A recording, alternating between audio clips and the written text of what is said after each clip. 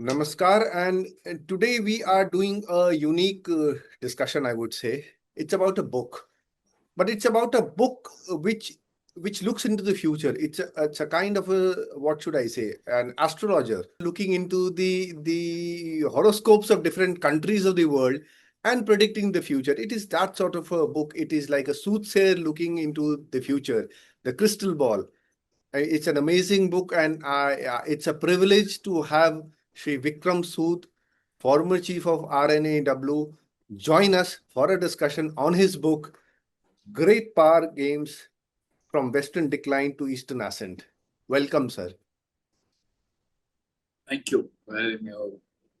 Sir, it is an amazing book. I mean, I am saying this in front of you, and I have said this in front of many people with whom I have a discussion on this.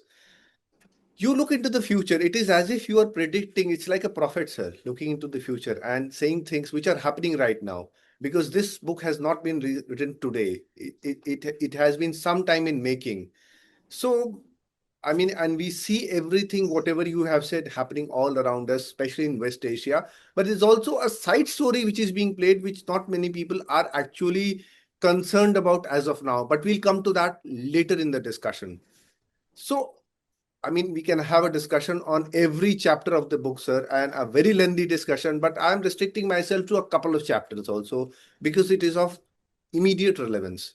And the first chapter which I'm referring to is the decline of an empire, where you write, sir, and you are initially quoting James Fulbright and saying that in his book, The Arrogance of Power, he writes, gradually but unmistakably, America is showing signs of that arrogance of power that has afflicted, weakened, and in some cases destroyed nations in the past. In doing so, we are not living up to our capacity and promise as a civilized example for the world. This is where you close the quote. Now you write, sir, this happens because over time, powerful states convince themselves about their invincibility and the permanence of their status on earth. Intoxicated by their own propaganda and surrounded by fawning courtiers, they live in their own world till the ugly truth begins to unfold. This is where I am closing the quotation from your book, sir. Sir, would you agree, after I read this, sir, would you agree that hubris has been the Achilles heel of empires?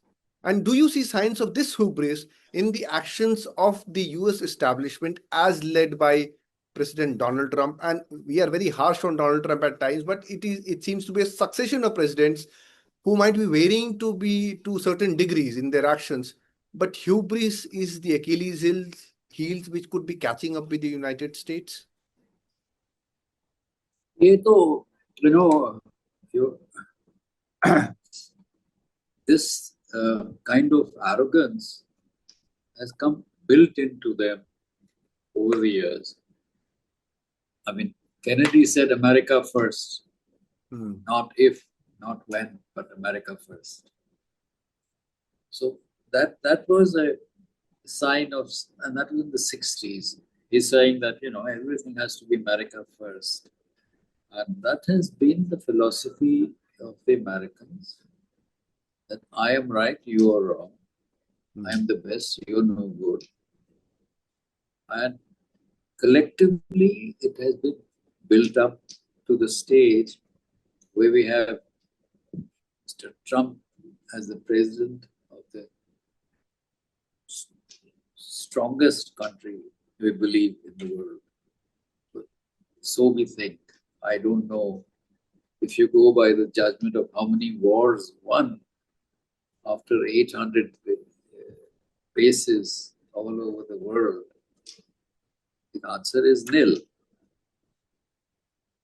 So, where is your strength then? It is apparently not just in military power. Maybe it is economic power which has done it. Maybe it's technologically, it's science, it's education, but certainly not on the battlefield. And battlefield is the one which is the most heinous crime, where you kill people, with more and more efficient means of killing so that you remain supreme. So wars have become an industry, I might say. एक लड़ाई खत्म हुई दूसरी शुरू हो गई. Ukraine खत्म नहीं हुआ तो गाजा हो गया, गाजा खत्म नहीं हुआ तो आपने ईरान पे लगा दिया. बस वहां आपने पहले इराक से शुरू किया, then you came to Afghanistan and then went back to Iraq, so on and so forth. So after America became the sole superpower in the 1990s, it had let itself go. Our Balkans war came. 78 days of consecutive days of bombardment in Belgrade and Serbia. 78 days. So imagine the kind of ruthlessness you bring with your ego. Aapka present leader of the United States, his ego is manifest, it's obvious, it's there in everything he says or does. And you know, recently, day before yesterday, I read what a French senator had to say in the French Senate. Can I read it to you? Yes, sir, please. That's the portion. He says,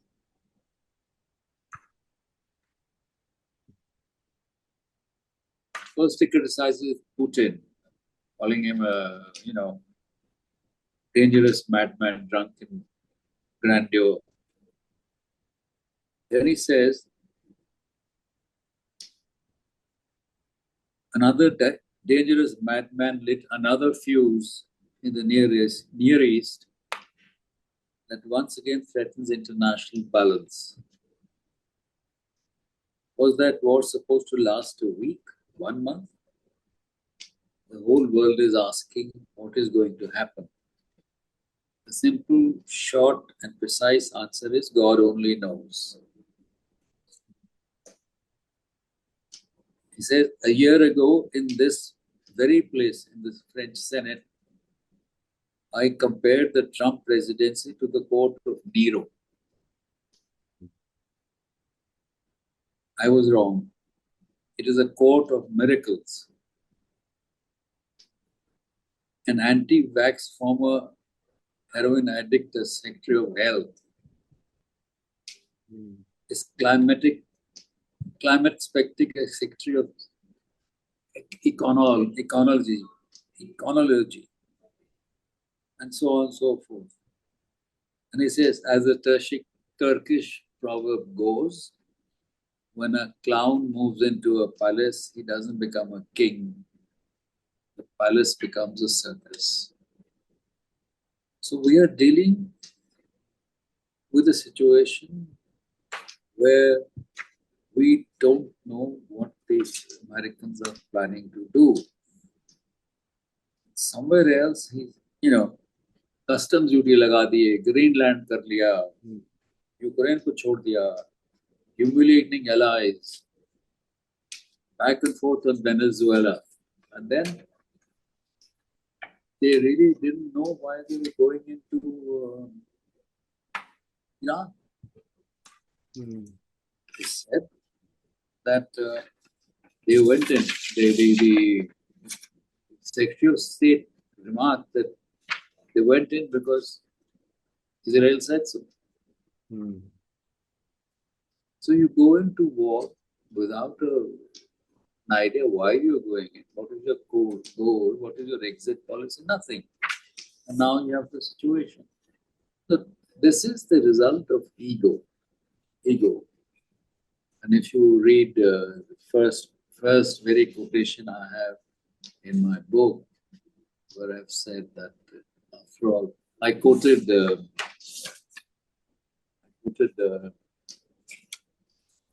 person, Carl Sagan,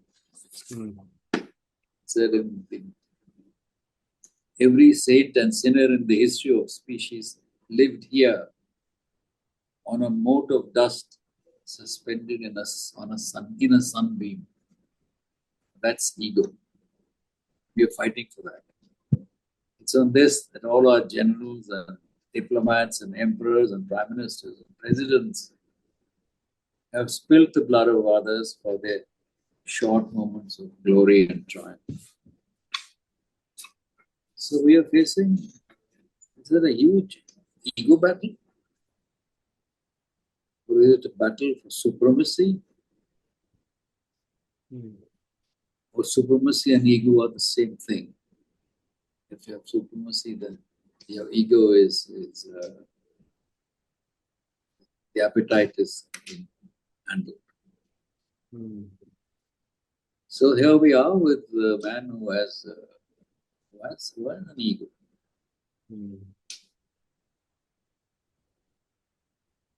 But at times he's incoherent. It is not. I mean, general people don't understand. Sorry? At times he's incoherent. Jeffrey Saxon calls him delusional. Obviously, I mean, he must be having his own opinion. But at times he's incoherent. He's saying whatever he wants to. He says yesterday he said that the Iranians had called me and asked me to become their supreme leader, which I refused. I mean, this is either he's joking, he's making fun, but as President of the United States, I don't think he's joking and he's serious about it. Either he is a genius who knows what he's doing, or he knows nothing. So we are there. We're in that situation today. There's a song going around in the States. You elect a clown, you get a circus. So it is that. The Turkish proverb I just quoted. Yes, sir. Just taking off from there.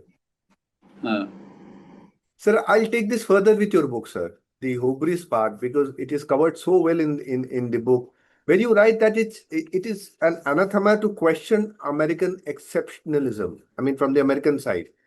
You further write that entry into the sanctum sanctorum, where insiders formulate American statecraft, required an individual to forfeit or suppress any inclination for genuine independent thought. Very precise words, sir, very crisp words. And then I look at Pakistan. Suddenly it is become a mediator, it is settling disputes, it is flying the Pakistani flag carriers are carrying oils, all sorts of things. And it started from Operation Sindoor or just before that also.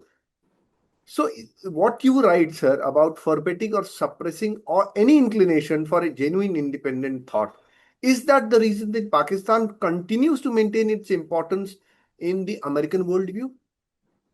Pakistan is a useful country, and historically it has been useful to them. The first Afghan war with the Americans fought through the Afghan Mujahideen, from Pakistani bases with the help of the ISI. It was their war using the Afghans as the proxies to get at the Soviet Union. And they couldn't have done it without Pakistani help and cooperation. So that is actually a second part of their fondness for Pakistan. They've always found Pakistan to be a useful counter to India. They never condemned any terror act by the Pakistani-based terrorists, where they condemned Pakistan by name or for Islamic terrorism. They had generalities for that, general statements.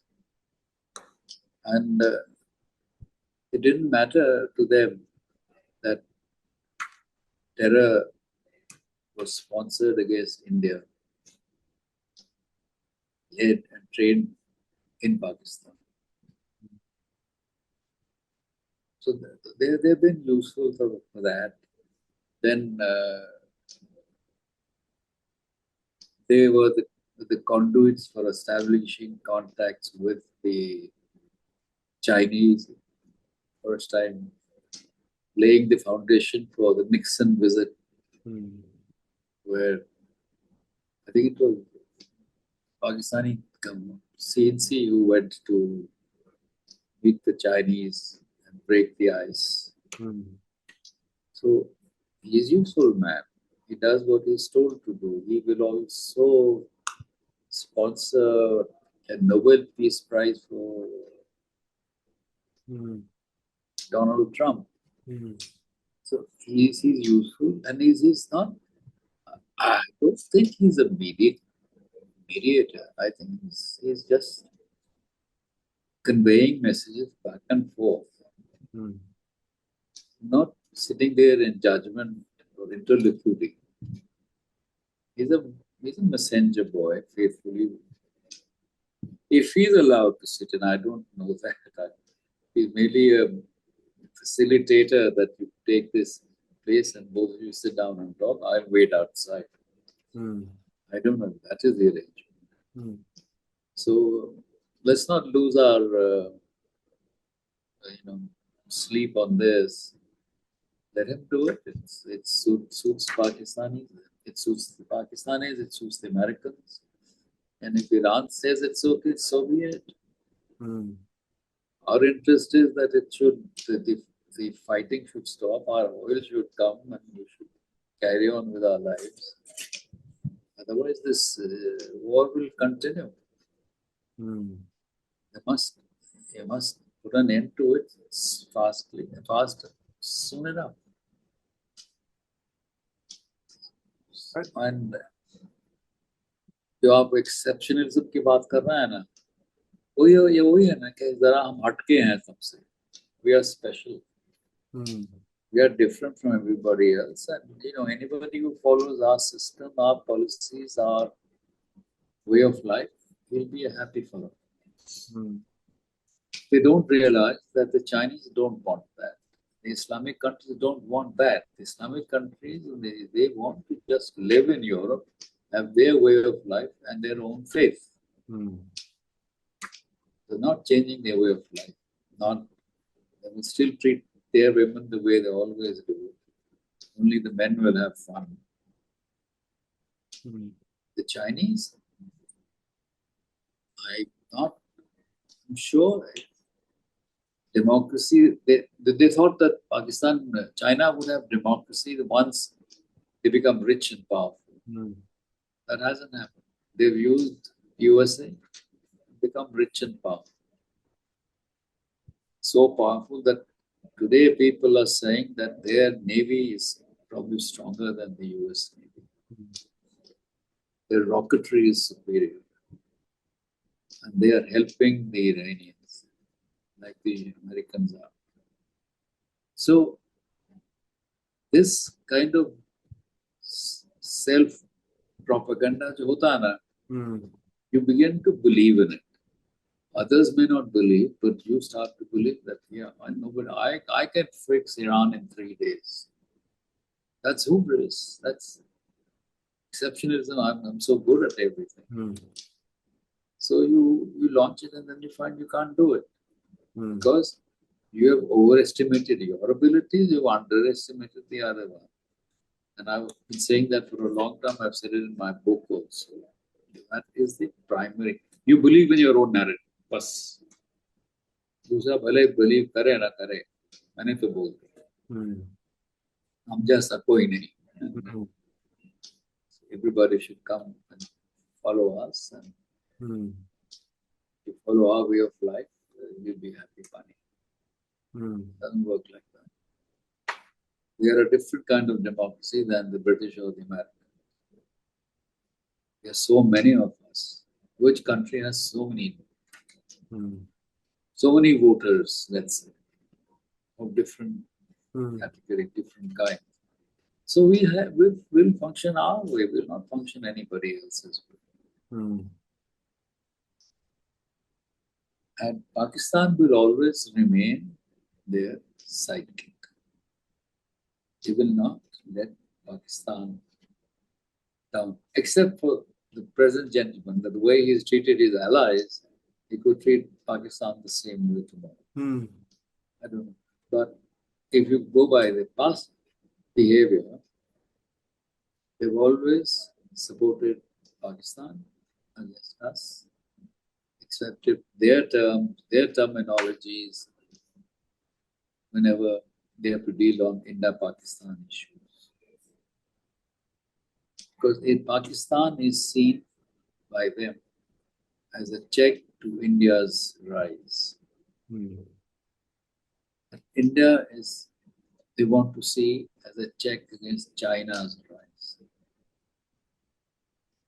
Maybe they want to see China, as, it was there at the beginning, as a rise against Soviet Union in the first place. They wanted to break the axis and go. So ये एक circle बनाया है इन्होंने. And besides, many years ago, I think it was Condoleezza Rice's statement that our policy is that no one in any region should become so strong that it can oppose our policies in the region. So you have to keep them down. The Deputy Secretary, I came for the Lycina dialogue, and he made that statement that helping China was a mistake. We will not do it for you. Words to that effect. Don't think we will repeat that by assisting you in becoming big power. And I've said that also in my book. We are on our own. We don't expect anything, anybody. You have to do it on your own. That's where we are with American exceptionalism as a creed, general belief about themselves, which the people who govern the United States have, and they spread it among their people that we are different. Zara hatke. And from there you get hubris. Different times, different kinds of different degrees. Some of them hide it, are able to hide it. Some of them don't care. Trump doesn't seem to care. It doesn't matter to him. In fact, he revels at the side. He enjoys being the big man around, fixing things. Too much of I, me, and myself everywhere. True. We have to deal with that. So there are times when it seems that hubris has led them to believe that the world is full of useful idiots who they can use anytime and then dispose them of. Maybe countries like Pakistan have made them believe that also. But I'll take this discussion further, sir, and come back to your book again, where you refer to the overthrow of the democratically elected government in Iran in 1953. And you write that regime change was crafted by the CIA as an early warning that those who oppose the US would have shortened career paths. Now, we have heard of recent regime change operations in Nepal, Bangladesh, and then I was reading the statement by General Wesley Clark, who in 2007 said about a Pentagon plan to take out 7 countries in 5 years following the 9/11 attacks. Although the timeline has not been, followed perfectly, but the countries have followed. The regime changes have been attempted and mostly succeeded. Now, the countries which he referred to were Iraq, Syria, Lebanon, Libya, Somalia, Sudan, and finally Iran. So now they are working out in Iran. My question is, when you write this and you have seen this up close, the whole how this spycraft works, CIA works as the linchpin of all these regime change ops. How do they make it work? First of all, let me tell you a little bit more about these countries that they want to refashion. Yes, sir. There was a write-up by William Pfaff in one of the magazines in USA. He's a journalist. some good reputed journalist. He said that after 9/11, the Americans formed a department of deconstruction in the Pentagon and a department of reconstruction in the State Department. They listed 26 countries, mostly Islamic, in fact, all Islamic, that they would systematically. Then you started having Arab Spring, you started having these kinds of situations from 2010-11, if you remember, that there were moves to change the regime and they succeeded in getting General Mubarak out of Egypt. And the man who was a kingpin in messaging in the days of Twitter and all was a person called Waid Gumail, who is an Egyptian who came to UAE from New York. And one could see that he would tweet something, suggest venues, people would gather, there would be demonstrations, and they would disappear after a series of this. When the whole operation was over, he packed up and went back to New York. He was from Google originally. And then, as I found out, he joined the University of Harvard. Okay. So you see a connection between that man, the Egyptian, who was doing his work for some agency, or maybe he was doing it on his own, but then how was he getting the information that he could plug in to sell it to others? So if you want to create disturbances in other countries, you want to have a base there. You want to have contacts. You want to have money. So it is you know, in what they call the South now, there are many people with lots of grievances. Many people with many countries have regional differences. You can say Myanmar has, we have, Nepal has. So they are the places where you want to change regimes, put in new leaders. How did, I have no proof like that, is only circumstantial, that the changeover in Bangladesh was not just an internal thing. It was brought about. So you can do this only if there is a, why haven't the Iranians revolted or celebrated after the death of their supreme leader? Because they kept their domestic issues apart from national issues. When you don't do that, you are ripe for somebody else taking advantage. This person they arrested, Van Dyke, wasn't it? Van Dyke. By the NIA, who was in and out of Myanmar, maybe linked with the Indian Northeast also. Now, these are the kind of people who are used to, and what were the Ukrainians doing there? Giving them commando training there for the insurgents, for use, for the Chins who are akin to people on the other. Can you hear the background noise? Slightly, sir. It's okay. It's okay, sir. I can hear you clearly. So this is how you have to have a fertile ground. You can't manufacture it. And when the success is achieved, ultimately not by a smooth takeover, which was in the case of Mossadegh. Normally, other changes have occurred through violence.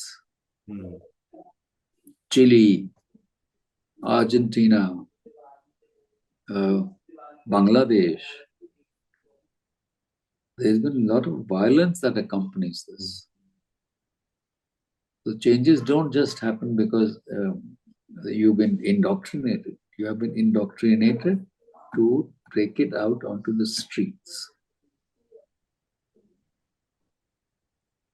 And that's what happened I think that counselor who used to visit Bangladesh also visited some other country before that. He visited, I think, the classic case of in Ukraine. The CIA officer was there just before the transfer of power to a leader that the Americans wanted there, throughout the elected president, and brought in their man, and then brought in Zelensky afterwards. So these are changes that take time. It doesn't happen overnight. You have to keep, nurturing, enticing,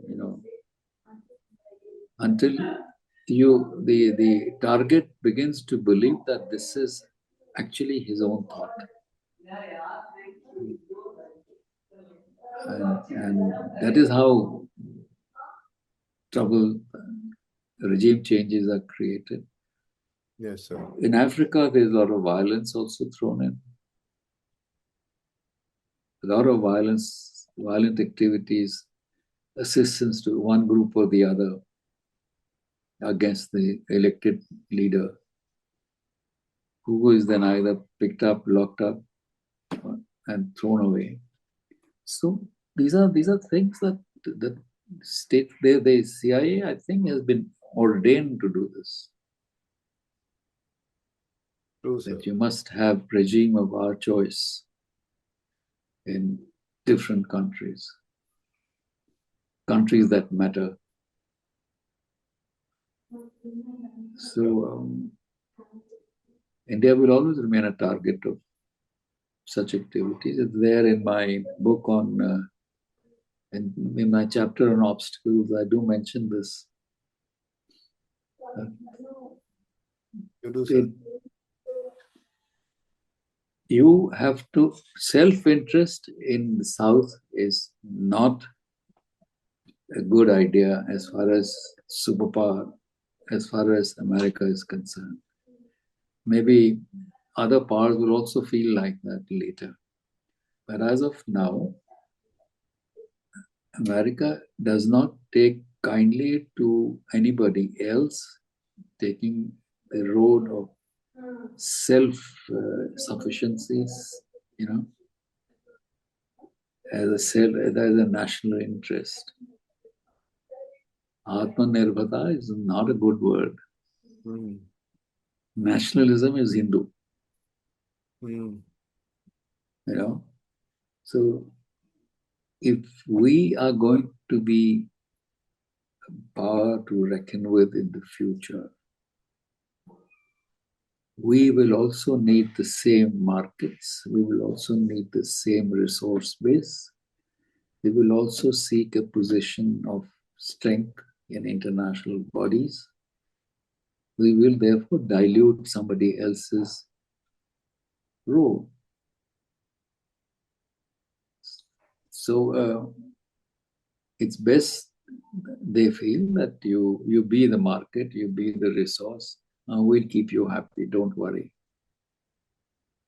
I don't think any Indian wants that anymore. We've lived under, this is modern day imperialism, where you don't conquer and occupy countries, but you make use of their population at cheap labor, and cheaper labor, and no working hours, no human rights issues, no labor laws, because it doesn't affect them. This is happening in a foreign country. The American laws don't apply there. So you can get your stuff on the cheap and sell it at whatever you want to sell it at. Both sides are happy. We get the jobs, they get the goods. Unfortunately, what has happened now to the United States is that they have lost the manufacturing power. It's been surrendered to China. Now they've become a services industry, largely. That's why they want to draw industries back into China, into USA from other countries. Sir, we'll come to China in a bit, but before that, it was the end of Cold War when Francis Fukuyama said he referred to it as the end of history. And you yourself write, sir, in your book about how US became the Schwarzenegger of international politics, all muscle bound with a gun in his hand. Trump, Yes. despite his electoral promise, sir, Trump continues with the forever wars. It was supposed to end, but he goes on. Nevertheless, he goes on. And here, where you write that US administrations have indulged in adventurism of war, which was seen as a profitable venture with trillion-dollar wars. Wars are good for American businesses and economic opportunities. Can you help us understand how? Quite simple, really. I have a product that I want to sell. You have an interest in controlling that country X.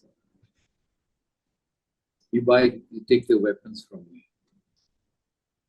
First, I create the atmosphere through lobbies and everybody else. That so-and-so country X is going to give us trouble. It has to be controlled. So Congress says, okay, or the president approves that we will do it, takes approval, whatever that. Everybody is convinced. So, लड़ाई छिड़वा देते हैं. लड़ाई शुरू हो गई into two countries. They need weapons, supply weapons, all the other paraphernalia that is required. Sometimes you will let the Europeans also help in a bit with their communication thing, but the main equipment goes, the military hardware generally goes from America, all these giants that sit there. Okay. War gets prolonged, it's happy, your stock reduces. That war ends.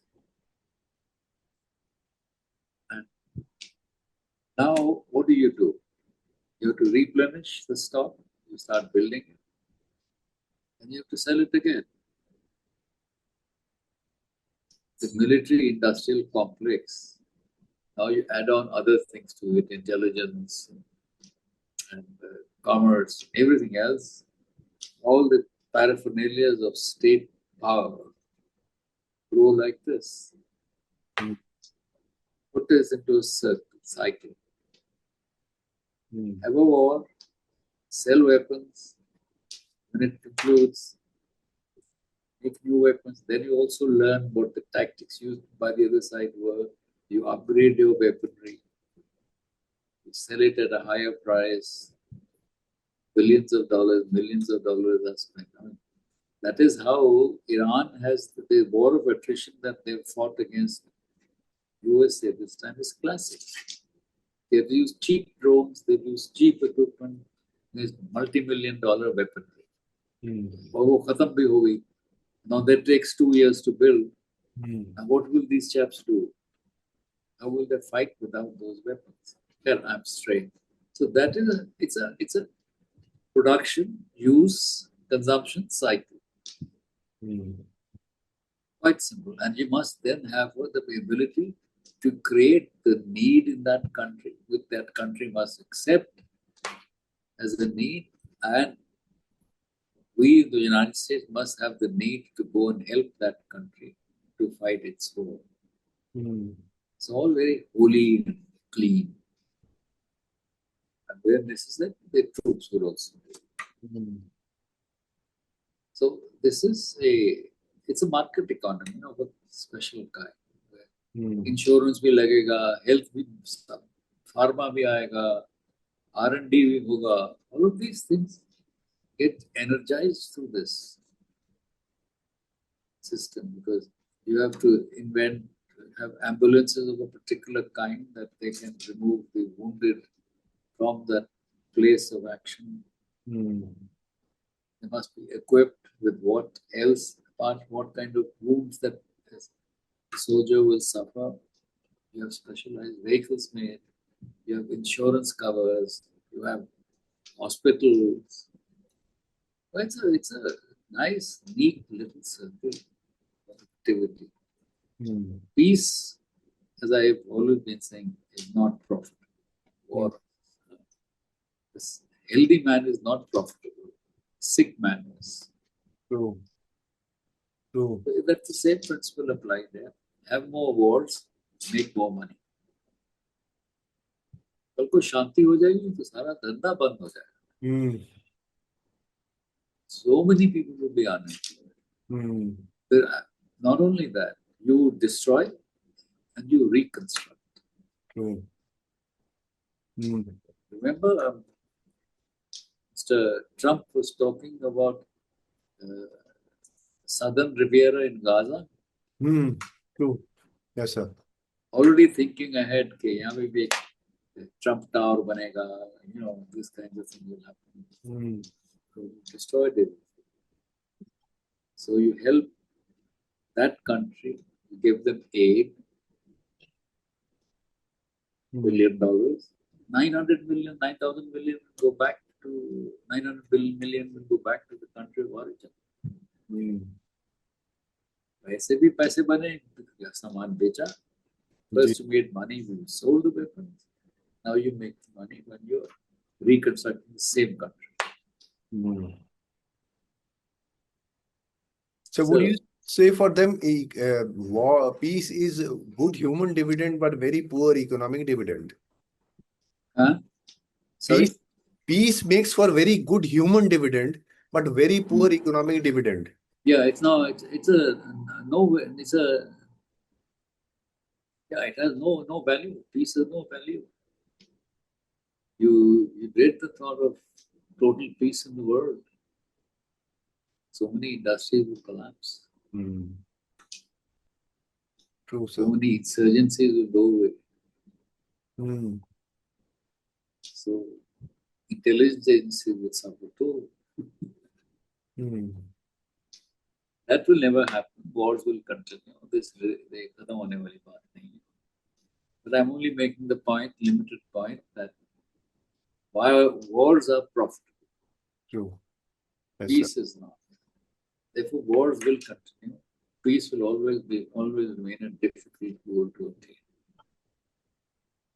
However, we'll come to China, sir.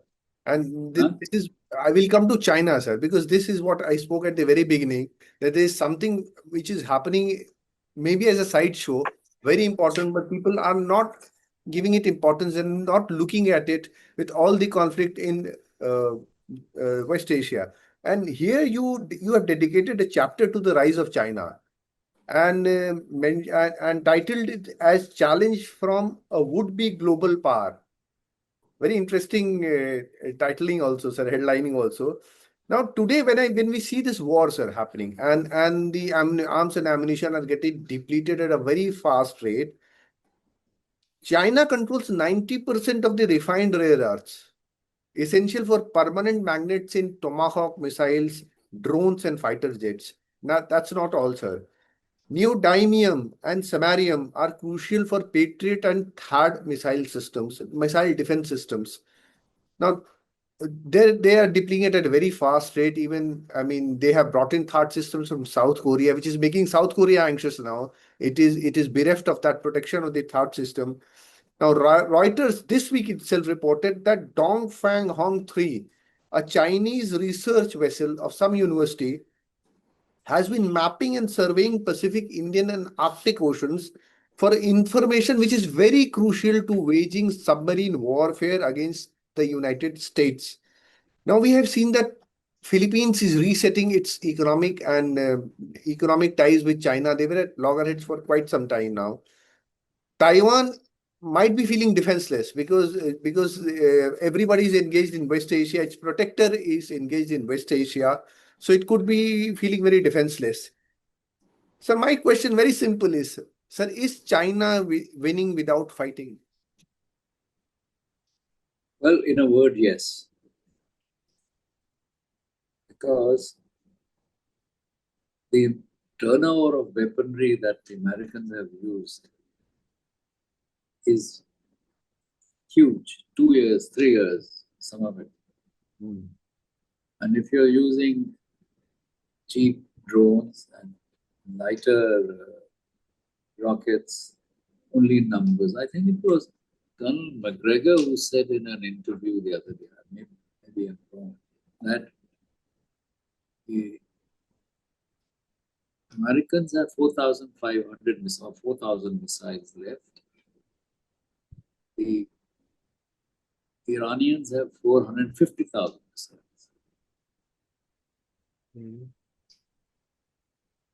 Not ICBMs, not those ones, but short-range weaponry, which they use for pulling down military units of the Americans or targeting the neighborhood.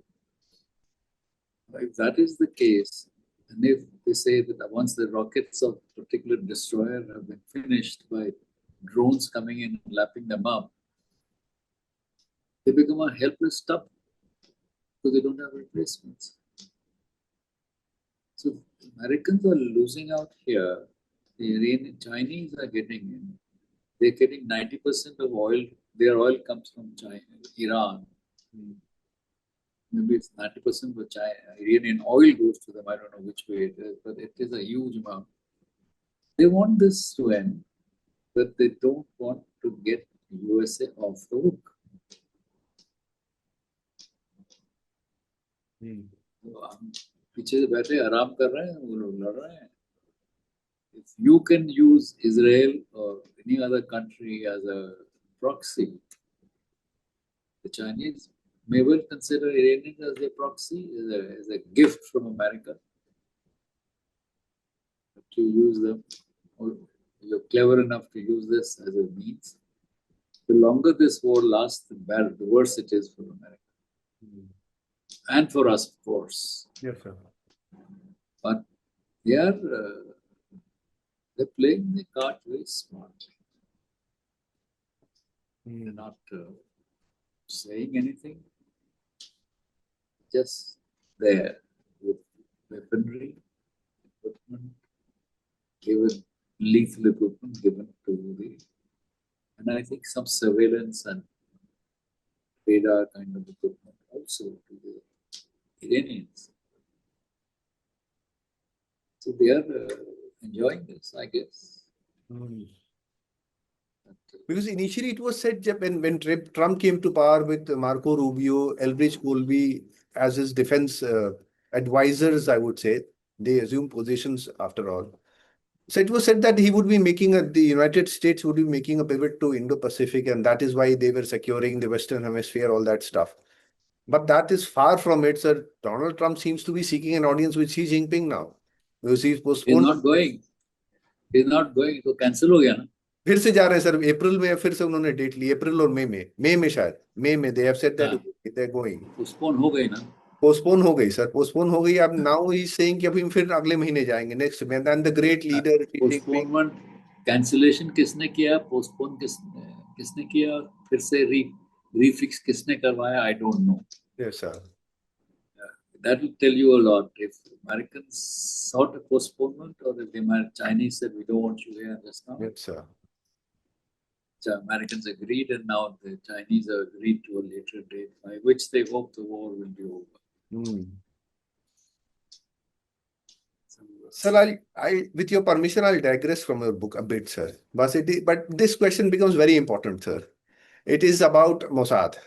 We have seen them in action for a very long time, and save and except the 7th October fiasco, the Hamas attack, we have seen the assassination of Hassan Nasrallah, the whole Iranian leadership, decapitation of the Iranian leadership, nuclear scientists, IRGC officers. It's a regular pattern, sir.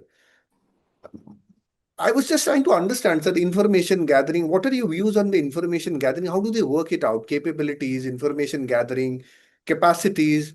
execution of those information, sir, that is also becomes very important. How do you rate their spycraft? What makes them work? There are two things, you know. One is you're a professional intelligence agency. You will give the information that you get, and the means of procuring information are pretty standardized, shall I say. You know how to get it. You have आजकल तो आपके पास technical advantages भी हैं. Surveillance के eavesdropping, pinpointing, location कर लेते हैं. You can do all that. You can plant all that on a person, and you can get him. Somebody was telling me a story that he had sent in dentists do treatment for Iranian the ruling class, shall we say, whoever needed it. And when they were doing an implant, they put in a location finder on in that thing. It was there in the tooth. So wherever he went, you know where he was. It sounds reasonable, but I don't know whether it's right or wrong. Yes, sir. But they must have had a system to locate exactly where the president of Hamas was when he was killed. He had gone for the inauguration of the Iranian prime minister. He went to live in his complex. He was killed there. So they must have had accurate information, timely information, on time. It's not as if, okay, yes, you will stay there, and that room, it's a huge palace. So that information must have come from inside, inadvertently or from paid source. And intelligence is as good as the consumer. अगर मैं आपको कुछ बताऊं, give you a bit of information, and you are skeptical about it, despite my saying that it is from absolutely unimpeachable sources, etc., etc. You don't want to accept it because it doesn't agree with your way of looking at the situation. You want to go here, and I'm telling you it's like this. You say that's rubbish. It can't be. I don't believe it. ऐसा भी होता है. Because I am the producer of intelligence and information. You are the consumer. You have to decide what you want to do with that information. And if you don't accept it, I am not going to be able to act on my own intelligence. Especially in another country, because that means a whole lot of repercussions it can have. Espionage is different. This is action on the result of espionage. What of whom espionage you do? Interception of messages, email, satellite photography, human source, whatever. Whatever. So the intelligence evaluation is not done by his producer. He has to decide what he wants to do with it. I feel that even in October 7, something says within me that it can't be that they had no idea about this. It's Mossad, Shin Bet, the MI. They must have had some idea. Who decided to ignore it, play it down? I'm speculating, I don't know.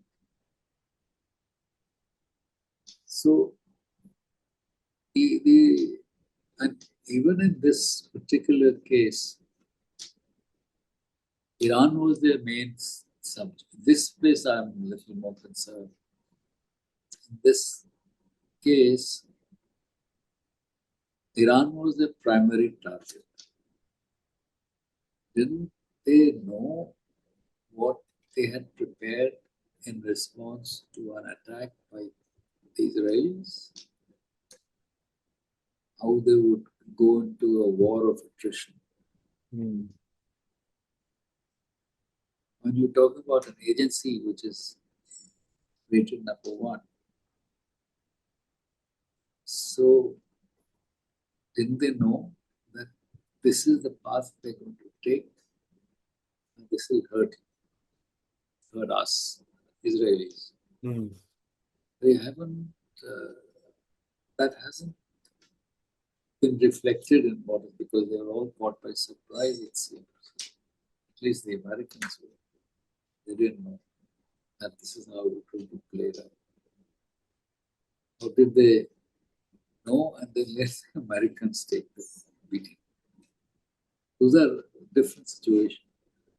So I'm not just prepared to believe it was intelligence failure. Maybe they got wrong about the intensity of October 7th. Mm. They thought it would be bad, but not so bad. So maybe they needed an excuse to attack the tunnels that the